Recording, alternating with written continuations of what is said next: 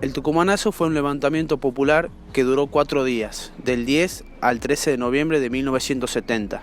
En su punto más álgido estuvieron tomadas por los manifestantes entre 64 y 90 manzanas de San Miguel de Tucumán. Como resultado de la protesta, se produjo el descabezamiento de diversos estamentos del gobierno provincial. En los hechos significó la unidad obrero-estudiantil en las calles en lucha contra la dictadura. Donde estaba la barricada. Observen ustedes cómo se quema ese camino. Dirigentes gremiales lanzan botellas en la actitud represiva.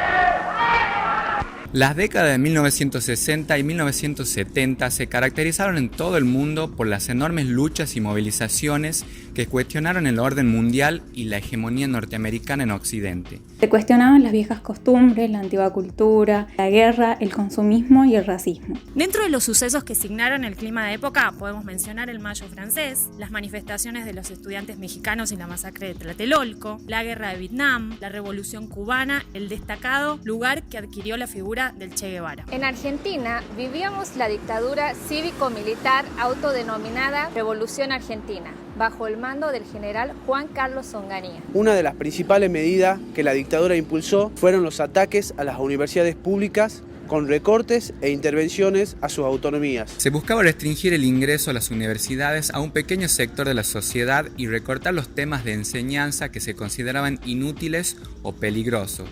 Como parte de ello, se reprimió toda expresión de disidencia del estudiantado y se buscó cerrar los espacios que permitían que los estudiantes de bajos ingresos pudieran mantener sus estudios, como ser los comedores universitarios. También impulsó una serie de medidas económicas bajo las premisas de la racionalización y la modernización. En Tucumán, entre 1966 y 1968, cerraron 11 de los 27 ingenios azucareros de la provincia, con el argumento de que eran ineficientes. Se calcula que más de 200.000 personas, es decir, cerca de un cuarto de la población tucumana, tuvieron que irse de la provincia. Quienes se quedaron vivieron el hambre y la miseria. Este sería el contexto en el cual el pueblo tucumano y el gremio de los azucareros, la FOTIA, darían inicio a una tenaz resistencia, encabezando enormes movilizaciones y luchas. En el año 1969 las luchas crecieron a lo largo de todo el país. El punto más álgido de estos levantamientos fue el Cordobazo en mayo. Tucumán no fue la excepción. Los jóvenes desbordaron a las fuerzas policiales y pusieron en jaque al gobierno provincial. A finales de 1970, en Tucumán continuaban grandes movilizaciones. En ese entonces, el interventor Carlos Imbog estaba recibiendo las quejas de diversos sectores. Se denunciaba la ausencia de libertades y la situación crítica en la que se encontraban los trabajadores tucumanos. La dictadura amenazaba desde hacía tiempo con cerrar el comedor universitario. El comedor se había transformado en un punto de encuentro de cientos de jóvenes que resolvían su alimentación diaria a un muy bajo costo. Pero también era un lugar de encuentro político, un lugar de discusiones en donde se reunían estudiantes universitarios, secundarios, los obreros azucareros de las comisiones de los ingenios cerrados, también ferroviarios de Tafí Viejo, entre otros muchos trabajadores. Ante nuevas amenazas de cierre, los estudiantes decidieron actuar. Intentaron entrevistarse con el rector interventor de la UNT, Rafael Paz.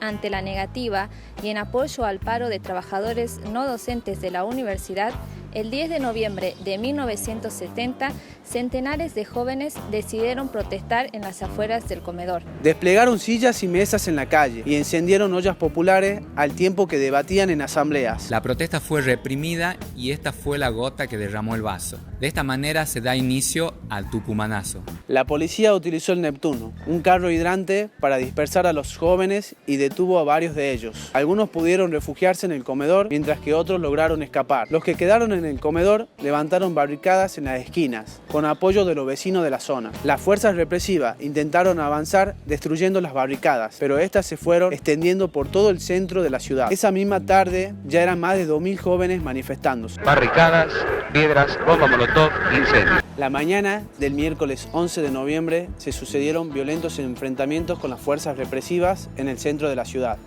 Ni la policía ni la gendarmería pudieron dominar la situación. La policía prácticamente se ha retirado, estamos nosotros. Y la gente prácticamente con esas bombas molotov improvisadas, con piedras, los va alejando. Con el correr de las horas, los manifestantes fueron ampliando su área de ocupación, levantando barricadas y encendiendo fogatas. La zona tomada comprendía un total de 63 manzanas del centro de la ciudad, desde las calles Monteagudo hasta Salta, y desde General Paz hasta Santiago. El 12 y 13 de noviembre, las protestas estudiantiles confluyeron con el paro nacional que realizó la CGT y la CGT de los argentinos. Se unieron en las calles tucumanas el movimiento estudiantil y el movimiento obrero. Se cumple aquí, en la ciudad de Tucumán, el paro decretado por la CGT, o sea, desde las 12 prácticamente la actividad es nula. En la capital de la provincia transcurrieron varios enfrentamientos. Los huelguistas se defendían de la policía con piedras y bombas molotov. Ante el avance de las manifestaciones, el gobierno reforzó la cantidad de efectivos en las calles. El ejército se sumó a la logística de la represión, bajo el mando del jefe de la 5ª Brigada, el coronel Jorge Rafael Videla. Allí parten ya las primeras motocicletas como avance de este operativo. Al mediodía del 12, después de otro enfrentamiento en Plaza Independencia, manifestantes ocuparon nuevas zonas de la ciudad, hacia el sur de la calle 24 de septiembre, entre Buenos Aires y Moreno, y la plazoleta Dorrego. Sáenz Peña y Roca. Arde un camión y aquí hay un depósito a la izquierda de YPF, plazoleta Dorrego, donde anoche también hubo incidentes. El viernes 13 de noviembre, el área de conflicto se amplió, ocupando un total de 64 manzanas. De esta manera, los manifestantes se habían apoderado de 3 áreas de la ciudad: la plazoleta Dorrego, el barrio San Cayetano y barrio Sur, con epicentro en el edificio de Fotia. En esos lugares se desarrollaron los mayores enfrentamientos. El edificio de Fotia está totalmente rodeado por policías de Tucumán y Policía Federal. Ya comenzaron los gases, también hay corridas. Después de 4 días de intensa lucha, los focos se fueron apagando. Las fuerzas represivas comenzaron a desalojar las zonas ocupadas bajo el denominado Operativo Limpieza de la Ciudad, en el que participaron alrededor de 200 policías, allanando domicilios y deteniendo a centenares de manifestantes. Están ya en la represión ustedes, por supuesto. Exactamente, sí, se está en la tónica de reprimir y evitar desmanes. Concluía así el tucumanazo. El tucumanazo tuvo trascendencia nacional, ya que la policía local no bastó para contener las manifestaciones y tuvo que intervenir el ejército. En cuanto a los representantes del régimen a nivel local, fue reemplazado el jefe de policía, el rector de la universidad y el propio gobernador interventor. Asimismo, se consiguió frenar la implementación de una nueva ley universitaria que propulsaba, entre otras cosas, exámenes de ingreso y obligaba al estudiantado a usar corbata. Por otra parte, el levantamiento implicó una serie de conquistas como la ampliación de las plazas del comedor, la instalación de 2 nuevas sedes para albergar una mayor cantidad de comensales y el pago a los empleados del comedor de las horas extras trabajadas. A 50 años del tucumanazo reivindicamos el levantamiento popular Tucumano que hizo tambalear a la dictadura. La unidad y la lucha mostró ser el camino.